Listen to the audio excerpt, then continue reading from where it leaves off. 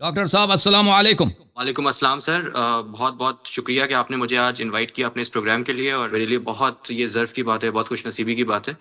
اللہ اور آپ کو عزت دے ڈاکٹر صاحب، آپ سے اللہ میری آپ کو عزت دے۔ ماضی میں بھی 2-3 بار گفتگو ہوئی ہے، اور بہت اچھی گفتگو آپ کے اچھا ساتھ رہی ہے۔ جی جی جی۔ اور میں آپ سے اصل میں سر ایک بات میں یہ کہنا چاہتا ہوں کہ سب سے پہلے جب آپ نے اس پروگرام کا آغاز کیا تھا تو آپ نے کہا تھا کہ آپ مخالفین کے ساتھ جو ہیں وہ اس میں مناظرہ کریں گے، تو میں مخالف نہیں ہوں۔ سب سے پہلے تو یہ ہے کہ صحیح میں اس بات پہ پورا عقیدہ رکھتا ہوں کہ جی ہمارے آقا حضور پاک صلی اللہ علیہ وآلہ وسلم نے دنیا سے پردہ فرمانے سے پہلے مولا علی علیہ السلام کو ہمارا سردار بنایا۔ صحیح اور جو آپ نے جو یہ ساری احادیث ہیں کہ میری علی سے وہی نسبت ہے جو ہارون کی موسیٰ سے ہے، وہ جی وہ ساری چیزیں اپنی اپنی جگہ ہیں۔ اب صحیح سر ہوتا یہ ہے کہ میں نے ایک چیز یہ نوٹس کری ہے کہ جب میں اپنے یہ سنی، کیونکہ میں ایک سنی گھر میں پیدا ہوا ہوں، سنی جی سوسائٹی کے بیچ میں اٹھتا بیٹھتا ہوں، جب میں لفظ شیعہ لاتا بھی نہیں ہوں، میں صرف میرا یہ ماننا ہے کہ جب سچ کی آواز کو بلند کرو گے تو جھوٹ اپنے آپ دب جائے گا۔ بالکل تو صحیح جب میں حضرت علی، مطلب میں مولا علی بھی نہیں کہتا ہوں، اس پہ تو اور زیادہ لوگ آگ ببولا ہو جائیں گے، میں حضرت علی کہہ کے ہی کوٹ کرتا ہوں، تو بس اتنا سا میں نام کہیں لاتا ہوں اور میں دیکھتا ہوں کہ لوگوں کے چہروں پہ ایک ہیبت طاری ہو جاتی ہے، وہ بالکل جیسے کہتے ہیں، انہیں لگتا ہے کہ بس یہ شیعہ ہو گیا، یہ شیعہ ہو گیا، صحیح جبکہ ساری چیزیں جو ہیں وہ جو صحیح بخاری صحیح مسلم میں موجود ہیں۔ تو سب سے پہلے تو میری آپ سے گزارش یہ ہے کہ آپ جو ہیں وہ ایک سیکوینس سے جو ہے مطلب ساری احادیث بتا دیں جس میں معاویہ، جیسے حدیث نمبر 2812 ہے حضرت عمار بن یاسر والی، تو اسی طریقے سے بہت ساری احادیث آپ بتا دیں جو کہ اگر کہیں مناظرہ ہو تو میں پیش کر سکوں کہ بھائی یہ تو ہماری کتب میں موجود ہے، ایسا نہیں ہے میں کوئی شیعہ کتب دکھا رہا ہوں، میں نہج البلاغہ دکھا رہا ہوں یا کچھ اور۔ پہلی بات تو نہج البلاغہ کو بھی میں شیعہ کتاب نہیں مانتا ہوں، صحیح وہ ایک مسلمانوں کی کتاب ہے۔ صحیح اور سر دوسری چیز یہ ہے کہ جیسے یہ تو مطلب امام مالک نے بھی فرمایا ہے کہ حضور پاک صلی اللہ علیہ وآلہ وسلم نے ہاتھ چھوڑ کے نماز پڑھی، تو جی جی جیسے نماز کو جو ختم کرنے کا طریقہ ہے وہ سنی لوگ اکثر جو ہیں وہ سلام پھیر کے ایسے کر کے ختم کرتے ہیں، اور شیعہ لوگ جو ہیں وہ 3 بار رفع دین کرتے ہیں۔ تو ان دونوں میں جی یہ فرق جو ہے کیوں ہے؟ اگر آپ اس پہ تھوڑی سی روشنی ڈال دیں۔ اور سر ایک میرا تھوڑا سا کنٹروورشل سوال ہو سکتا ہے، جی وہ جی میں یقیناً 12 امام پہ میں یقین رکھتا ہوں، اور اس پہ بھی حدیث ہے کہ 12 خلیفہ آئیں گے، میں نے پڑھی ہے۔ تو لیکن سر ایک مجھے تھوڑا سا ایک ڈاؤٹ میرے دل میں یہ آتا ہے کہ جب 12 اماموں کو معصوم کہہ دیا جاتا ہے تو مطلب جیسے میں نے اب تک جو سنا ہے وہی سنا ہے کہ معصوم ذات صرف نبی کی ہے، نبی کے علاوہ کسی جی کی نہیں ہے۔ ابھی بھی آپ نے ایک کالر سے آپ نے یہ کہا تھا کہ جو معجزے رسول پاک صلی اللہ علیہ وآلہ وسلم کے ہیں وہ سارے امام علی کو وراثت میں مل گئے ہیں۔ تو جی یہ چیز بس تھوڑا سا مجھے سر ڈائجسٹ نہیں ہو پاتی، اس لیے نہیں ہو پاتی کہ اللہ نہ کرے نعوذ باللہ کہ میں امام علی علیہ السلام سے ایسی محبت کرتا ہوں کہ ان کا ذکر آتا ہے تو میرے آنکھوں میں آنسو آ جاتے ہیں، اور آج میں اپنی سوسائٹی میں بوائیکاٹ ہو رہا ہوں کیونکہ لوگ یہ کہہ رہے ہیں یہ از اے سیکرٹ شیٹ، جی اور یہ ہے وہ ہے اس طرح کے، لیکن میں اس کو برداشت کر رہا ہوں۔ اس لیول پہ بوائیکاٹ ہو رہے ہیں کہ لوگ کہہ رہے ہیں کہ ہم تم سے تعلق ختم کر دیں گے، لوگ صحیح تمہارے ریلیٹیوز ہم سے دور ہٹ جائیں گے، but I am standing up, لیکن میں ہی چاہتا ہوں کہ میں ایک حق کے ساتھ رہوں۔ تو انہی سب چیزوں پہ اگر آپ روشنی ڈال دیں تو بہت مہربانی۔ جی اللہ آپ کو جزائے خیر دے، اللہ آپ کو عزت دے میرے بھائی۔ دیکھیں جہاں تک احادیث پیش کرنے کا تعلق ہے کہ معاویہ کے متعلق، دیکھیں معاویہ کے متعلق میں نے احادیث صحیح احادیث آپ کے کتب سے یعنی جماعت اہل سنت کے کتب سے پیش کی ہے، تو آپ اگر سرچ کریں میرے اسی یوٹیوب چینل پہ آپ کو مل جائے گا، اور وہ شاید محرم سے پہلے، محرم کی مناسبت سے بنی امیہ کے متعلق میں نے وہ احادیث پیش کی تھی کہ معاویہ کو رسول اللہ صلی اللہ علیہ وسلم نے کیسے لعنت کیا تھا، صحیح سند کے ساتھ ان کے کتب میں موجود جی ہے، بالکل، اور کیسے معاویہ جی کو جی مختلف طریقوں سے مختلف احادیث اور تکفیر کیا تھا رسول پاک صلی اللہ علیہ وسلم نے اس کے باپ کو، یعنی یہ لوگ مسلمان بنے تھے اس کے بعد، یعنی اور خود اس جی جی معاویہ کو جی اور بالکل۔ اس کا بڑا بھائی یزید ہے ان کو، اور سب بنی امیہ کو رسول پاک صلی اللہ علیہ اچھا وسلم نے میں نے یہ کیسے سنا لعنت ہے کیا۔ کہ حضرت عائشہ کا قاتل بھی معاویہ ہی ہے، یہ بات سچ ہے؟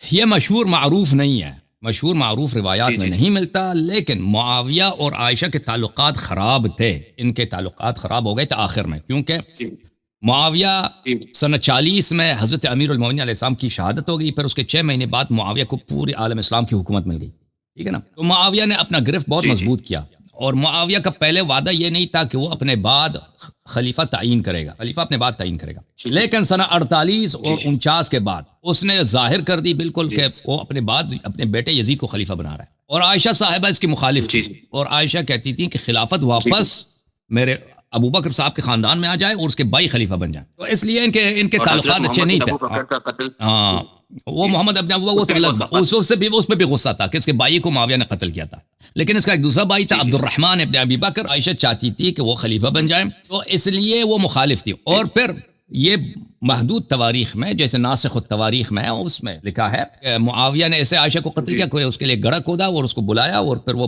جو ہے اس گڑھے کو انہوں نے کیموفلاج کیا تھا، اس نے قدم رکھا تو گر گئی اس میں. ہاں وہ جی وہ اللہ کو پیاری ہو گئی. تو اس طرح سے یہ محدود تواریخ میں ملتا ہے، لیکن وہ حقیقت ہے. اور پھر معاویہ کے متعلق جو کہ مخالفت میں اس کی روایات اور اس کے جملے عائشہ کے آخر کے ایام میں وہ یعنی یہ جو اس نے مخالفت کی ہے، یہ امیر المؤمنین علیہ السلام کے ساتھ جب معاویہ کی لڑائی ہو رہی تھی اس وقت عائشہ خاموش تھی، معاویہ کی مخالفت نہیں کرتی تھی. جب اس بہت سالوں بعد اس نے سنہ 48 کے بعد جب اس نے معاویہ نے چاہا کہ اپنے بیٹے کو خلیفہ بنایا، اس کے لیے بیعت لینا شروع کیا تو اس وقت مخالفت کیا تھا. تو بہرحال یہ معاویہ کے متعلق اب میں نے احادیث نقل کی ہیں، بحث میرا کافی مفصل ہے، وہاں پہ آپ دیکھ لیں آپ کو مل جائے گا. اس کے علاوہ البتہ میں نے سب اسپیکٹس معاویہ کے میں نے کور نہیں کی. ایک بہت بڑا کور ہے غارات کا کہ کبھی وقت ملا تو اس کو کئی اسپیچز کئی سیریز مانگتے ہیں، وہ کبھی انشاءاللہ تبارک و تعالی اس کے متعلق بات کریں گے. اچھا آپ تو عرض یہ ہے کہ معاویہ سے زیادہ اہم جناب عمر ہیں، ابو بکر صاحب ہیں، عثمان صاحب ہیں، ٹھیک ہے نا. ان کے متعلق میں جو باتیں پیش کرتا ہوں یہ تو فصل الخطاب ہے، یعنی سب ڈویژنز کو سب ابہامات کو ختم کر دیتی ہیں اگر انسان انصاف کرے، تعصب کو چھوڑ دے. تو معاویہ سے بہت زیادہ اہم ہے جب میں وہ باتیں پیش کرتا ہوں شیخین کے متعلق. جہاں تک آپ کے اس جملے کا تعلق ہے نماز کے متعلق، دیکھیں شیعہ نماز میں یہ ہے کہ امام جماعت دائیں بائیں دیکھ لے، اور سلام کہتے ہوئے امام جماعت دائیں بائیں دیکھ لے، یہ حدیث میں ہے. اور مقتدی کے لیے نہیں ہے، اور جو شخص فرادہ پڑھتا ہے مجھے یاد نہیں پڑتا اس کے لیے، ہو امام جماعت کے لیے دائیں بائیں دیکھ لے، اور اللہ اکبر کہتے وقت 3 دفعہ ہاتھ بلند کرے آخر میں. یہ امام کے لیے بھی ہے اور معموم کے لیے بھی ہے، جو فرادہ پڑھتا ہے اس کے لیے بھی ہے، ٹھیک ہے نا. یہ عرض ہے آپ سے. جی مزید کوئی سوال رہ گیا آپ کا یا ہے؟ 12 امام جو میں نے آپ سے پوچھا تھا، 12 امام کے جو معصوم ہونے کا جو دیکھیں میرے عزیز میرے بھائی، دیکھیں خلافت کس کو کہتے ہیں؟ جانشینی کو خلافت کہتے ہیں، جانشینی. ابھی آپ ایک جگہ پہ ڈاکٹر ہیں، اگر آپ اپنی سیٹ کو چھوڑ کے جائیں نا ایک ہفتے کے لیے تو آپ کے سیٹ پہ کون بیٹھے گا؟ ڈاکٹر ہی بیٹھے گا. آپ ہاسپٹل میں اگر کوئی ڈاکٹر ہے مثلا ER روم میں کام کرتا ہے، ایمرجنسی روم میں، تو وہاں پہ وہ شخص صرف کام کر سکتا ہے. آپ جا رہے ہیں تو اس کو ER کے لیے کوالیفائڈ ہے، ہر ایک ڈاکٹر بھی آپ کی جگہ نہیں آ سکتا. اگر آپ ایک جگہ پہ سرجن ہے، سرجن جب ایک ہفتے کے ویکیشن پہ چلا جاتا ہے اس کی جگہ پہ جو آدمی آئے گا اس کو سرجن ہونا ضروری ہے. کوئی نرس کو لے کے آئے نہیں بنتا کام، نرس کبھی ڈاکٹر کی جگہ نہیں لے سکتا. کبھی کسی پرچون والے کو لے کے آئے یا کسی ڈرائیور کو لے کے آئیں یا کسی بہت ہی نیک آدمی کو لے کے آئیں جو بہت ہی عابد آدمی ہے، دن میں 1000 رکعت نماز پڑھتا ہے، سارے دن روزے، وہ نہیں کر سکے گا آپ کا کام. کر سکے گا بھائی؟ نہیں کر سکے گا. عابد زاہد کو لے کے آئیں گے نا، وہ لوگوں کو مروا دے گا، اس کو ہاتھ میں چھری دے دیں کہ بھائی آپ کر دیں، آپریشن کر دیں، قتل کرتے جائے گا وہ. تو ڈاکٹر کی جگہ ڈاکٹر لے گا. اب نبی صلی اللہ علیہ وسلم دنیا سے جا رہے ہیں. دیکھیں ایک چیز ہے کہ ان کے بعد وحی نہیں آئے گی، قرآن والی وحی نہیں آئے گی، ان کے بعد کوئی نئی شریعت نہیں ہے، نبوت بند ہے. لیکن بقیہ کوالیفیکیشن لیڈرشپ کے کہ نبی صلی اللہ علیہ وآلہ وسلم کا قول فصل الخطاب ہے، یعنی ایک ایسا سورس ہے نبی صلی اللہ علیہ وسلم کہ اگر وہ کچھ کہہ دیں تو کیونکہ ہمیں یقین ہے کہ وہ معصوم ہے، ٹھیک ہے نا، کیونکہ وہ خطا نہیں کرتے. ہم نے اگر ان کی بات مان لی تو اللہ کی بات مان لی، ٹھیک ہے نا. اگر یہ ایک ایسی کوالٹی ہے نبی صلی اللہ علیہ وسلم، اس کی وجہ سے ان کی ہر بات ہم نے ماننا ہے. ان کے جانے کے بعد ایسے لیڈر کے مسلمانوں کو ضرورت ہے، کیونکہ مسلمان قرآن کی تفسیر میں اختلاف کرتے ہیں کہ نہیں کرتے؟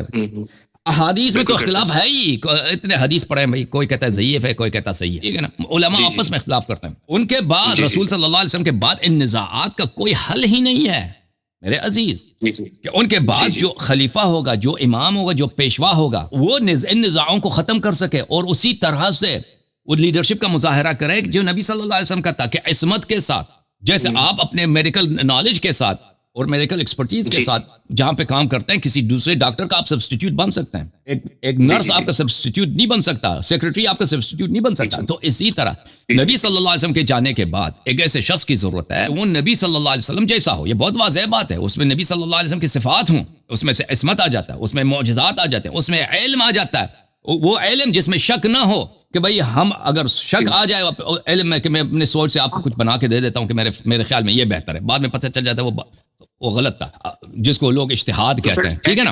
ہاں تو یہ ایسے اشخاص نبی صلی اللہ علیہ وسلم کے جانشین نہیں بن سکتے. یہ بہت واضح ہے، جیسے کہ ایک نرس ڈاکٹر کا جو ہے سبسٹیٹیوٹ نہیں ہو سکتا. جی سر بولیں. بالکل، میں آپ کی بات بالکل سمجھ گیا اور یقیناً میرا 12 امام پہ بالکل عقیدہ ہے.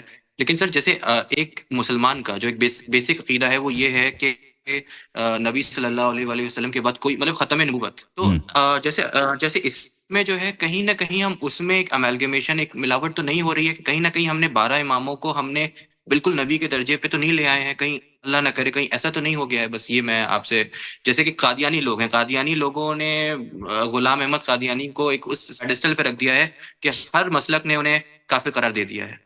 تو وہ یہاں پہ دیکھیں میرے بھائی، میں آپ کو اہل بیت علیہ السلام کے اقوال کچھ دکھا دیتا ہوں میرے بھائی. شیعہ یہ بالکل پروپیگنڈا ہے مخالفین کے جانب سے. میں آپ کو بتاؤں شیعہ کے مخالف بہت رہے ہیں، بہت فاضل علماء. جماعت مخالفین کے وہ علماء جو بڑے فاضل تھے، بڑے ہی عظیم الشان تھے. مثلا فخر رازی صاحب ہیں، مثلا ابو حامد غزالی صاحب ہیں، مثلا ابن تیمیہ ہیں. ان کے علم کو، ان کے کتب کا آپ دیکھیں حیران رہ جائیں گے کہ ایک آدمی ہے، اتنی تحقیق ہے، اتنی علم ہے. انہوں نے کبھی شیعوں کو یہ بہتان نہیں لگایا آپ بھائی ختم نبوت کے کیا ہے، منکر ہیں. صرف ہندوستان پاکستان میں یہ جاہل مولوی کہتے ہیں کہ شیعہ ختم نبوت. میں آپ کو نہیں کہہ رہا ہوں، میں ان پروپیگنڈا کرنے والوں کو کہہ رہا ہوں جو پاکستان میں ماحول پیدا کیا انہوں نے، یہ امپریشن پیدا کیا. تو کیونکہ یہ بڑے علماء جو تھے عالم اسلام کے، یہ ایسے اگرچہ ان کے فائدے میں ہے کہ وہ شیعہ مذہب کو مثلا مخالفت کر رہے ہیں نا، اپنے مخالف کو کسی طرح ہرا سکیں، ان کو باطل بنا سکیں، لیکن انہوں نے یہ نہیں لگایا یہ الزام کہ شیعہ ختم نبوت کے منکر ہیں. ملاحظہ فرمائیے، یہ اختیار معرفت الرجال المعروف برجال الکشی ہمارے بہت ہی اہم کتب میں سے کتاب چھپی ہے قم میں. یہاں میں آپ کو لے کے چلتا ہوں صفحہ نمبر 252 میں. ملاحظہ فرمائیے 252 میں ہمارے مولا حضرت امام جعفر صادق علیہ الصلوۃ والسلام فرماتے ہیں، ان پر اللہ کا سلام و درود ہو، من قال باننا انبیاء فعلیہ لعنت اللہ، جو شخص کہہ دے کہ ہم نبی ہیں، ائمہ علیہ السلام کو کہہ دے نبی، اس پہ اللہ کی لعنت. ومن شک فی ذلک فعلیہ لعنت اللہ، اور جو اس مسئلے میں شک بھی کرے کہ ائمہ علیہ السلام نبی ہیں، کہہ دے یا نہ کہہ دے، یا مثلا جو شک کرے کہ ہم اس شخص جو کہتا ہے یہ نبی ہیں اس کو پہ لعنت کرے یا نہ کرے، اس پر بھی اللہ کی لعنت ہے. اچھا، ایک اور حدیث میں آپ کو دکھاؤں میرے بھائی. یہ کتاب الاصول من الکافی للکلینی رحمۃ اللہ علیہ، جزء اول، چاپ دار الکتب الاسلامیہ. یہاں پہ میں آپ کو لے کے چلتا ہوں صفحہ نمبر 269 میں. راوی کہتا ہے کہ میں نے سنا حضرت قرآن ناطق بحر حقائق امام جعفر صادق علیہ الصلوۃ والسلام سے کس طرح فرماتے تھے، ان اللہ عز ذکرہ ختم بنبیکم النبیین. اللہ تعالی جس کا نام عزیز ہے، جس کا ذکر عزیز ہے، اس اللہ نے آپ کے نبی، آپ مسلمانوں کے نبی کے ساتھ انبیاء کا خاتمہ کیا ہے. فلا نبی بعدہ ابدا، حضرت خاتم الانبیاء صلی اللہ علیہ وسلم کے بعد قیامت تک کوئی نبوت نہیں، کوئی نبی نہیں. وختم بکتابکم الکتب، اور مسلمانوں کے کتاب کے ساتھ یعنی قرآن مجید فرقان حمید کے ساتھ اللہ تعالیٰ نے کتب کا اختتام فرمایا. فلا کتاب بعدہ ابدا، اور اس کے بعد کوئی، قرآن کے بعد کوئی کتاب نہیں ہے. اچھا، میں آپ کی خدمت میں ایک اور حدیث دکھاؤں. ملاحظہ فرمائیے، کتاب سلیم رحمہ اللہ قم میں چھپی ہے. یہاں پہ حدیث نمبر 11 ہے کتاب سلیم میں، یہ بھی لمبی حدیث ہے. یہاں پر صفحہ نمبر 653 میں، یعنی تقریباً 20 صفحوں کے بعد، کیونکہ حدیث بہت لمبی ہے، وہاں پر امیر المؤمنین علیہ الصلوۃ والسلام فرماتے ہیں کہ یہ لمبی حدیث ہے، میں اس میں بلکہ میں پڑھ لوں تو بہتر ہے. فواللہ الذی اکرمنا اہل البیت بالنبوہ، اس اللہ کی قسم جس نے ہم اہل بیت علیہ الصلوۃ والسلام کو نبوت دی ہے، یعنی نبی ہمارے خاندان سے. فجعل منا محمدا، اللہ تعالیٰ نے محمد صلی اللہ علیہ وسلم کو ہم اہل بیت میں سے قرار دی. واکرمنا من بعدہ، اور اس کے بعد اللہ تعالیٰ نے نبی صلی اللہ علیہ وسلم کے بعد ہمیں کرامت عطا فرمایا، عظمت عطا کیا. بأن جعلنا ائمة المؤمنین، اللہ تعالیٰ نے ہمیں مومنین کے امام بنائے. لا یبلغ عنہ صلی اللہ علیہ وآلہ غیرنا، رسالت پناہ اللہ کا قسم لے کر فرماتے ہیں کہ اللہ رسول پاک صلی اللہ علیہ وسلم کی جانب سے تبلیغ دین، تعلیم دین اور تربیت ناس ہمارے علاوہ کسی کا حق نہیں ہے، کوئی نہیں کر سکتا. ولا تصلح امامت والخلافت الا فینا، امامت اور خلافت بنتی ہی نہیں ہے، صحیح ہوتی نہیں سوائے ہم میں، ہم اہل بیت میں. اچھا، ولم یجعل اللہ معنا اہل البیت لاحد من الناس فیہا نصیبا ولا حقا، اور اللہ تعالیٰ نے ہمارے علاوہ کسی، یہ قادیانی کی ہے نا بطلان، قادیانی کہتا ہے میں نبی ہوں، میں امام ہوں. علی علیہ السلام نے فرمایا کہ ہم اہل بیت علیہ الصلوۃ والسلام کے علاوہ امامت اور خلافت کسی کا نصیب بھی نہیں بنتا، کسی کا حق بھی نہیں بنتا. اما رسول اللہ صلی اللہ علیہ وآلہ فخاتم النبیین لیس بعدہ رسول ولا نبی، محمد صلی اللہ علیہ وسلم، یہ شیعوں کا عقیدہ ہے، اس میں سینکڑوں احادیث موجود ہیں. خاتم الانبیاء والنبیین، ختم الانبیاء برسول اللہ صلی اللہ علیہ وآلہ وسلم الى یوم القیامہ، قیامت تک رسالت پناہ صلی اللہ علیہ وسلم کی آمد سے انبیاء کا خاتمہ ہوا، انبیاء کا جی جی اس کے بعد کوئی نبی نہیں. وختم بالقرآن الکتب الی یوم القیامہ، اللہ تعالیٰ نے قرآن کے ذریعے آسمانی کتابوں کا انقطاع کیا کہ مسلمانوں کے لیے، امت کے لیے، انسانیت کے لیے قرآن کے بعد اللہ کی جانب سے کوئی کتاب نہیں آئے گا. وجعلنا من بعد محمد صلی اللہ علیہ وآلہ خلفاء فی ارضہ وشہداء علی خلقہ، اللہ تعالیٰ نے ہمیں نبی صلی اللہ علیہ وسلم کے بعد زمین پر اپنا خلیفہ بنا دیا، اپنا شاہد بنا دیا ہے. وفرض طاعتنا فی کتابہ وقرننا بنفسہ ونبیہ فی غیر آیت من القرآن، اور اللہ تعالیٰ نے ہماری طاعت کو نبی صلی اللہ علیہ وسلم کی طاعت کے ساتھ، ہماری طاعت کو اور اپنی طاعت کے ساتھ قرین بنایا، واجب بنایا بہت سارے قرآن کے آیات میں. واللہ جعل محمدا صلی اللہ علیہ وآلہ وسلم نبیا وجعلنا خلفاء من بعدہ، اللہ تعالیٰ نے نبی صلی اللہ علیہ وسلم کو پیغمبر بنایا، ہمیں خلیفہ بنا دیا. تو یہ ہمارا عقیدہ ہے کہ وہ نبی نہیں ہے بھائی، نبی نہیں ہے، لیکن انبیاء علیہم الصلوۃ والسلام، کیونکہ اگر نبی صلی اللہ علیہ وسلم کے بعد نبی ہوتے تو وہ ضرور نبی ہوتے، لیکن ہمارے نبی صلی اللہ علیہ وسلم کے بعد وہ نبی نہیں ہے، لیکن وہ امام ہے. وہی علم جو اللہ نے نبی صلی اللہ علیہ وسلم کو دیا تھا ہمارے ائمہ علیہ السلام کو دیا تھا، کیونکہ نبی جو شخص سبسٹیوٹ ہوتا ہے نا اس کے پاس وہ کوالیفیکیشنز ہونے چاہیے بھائی، وہ نہیں پر نہیں کر سکتا.